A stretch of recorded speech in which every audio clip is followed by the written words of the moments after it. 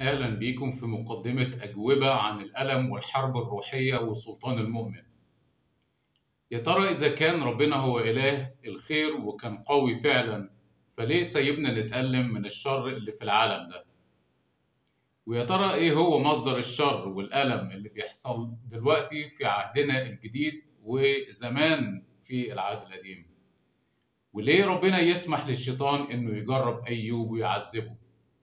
وإيه الفرق بين الحرب الروحية وبين تأديب ربنا لينا؟ وهل صحيح ربنا ادى سلطان للمؤمن؟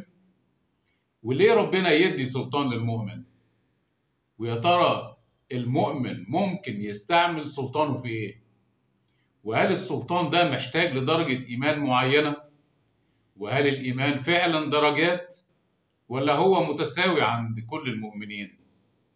وازاي المؤمن ممكن يمارس ايمانه ده؟ وايه الفرق بين السلطان الروحي اللي كان عند المؤمنين في العهد القديم وبين السلطان الروحي اللي موجود عند المؤمنين في العهد الجديد؟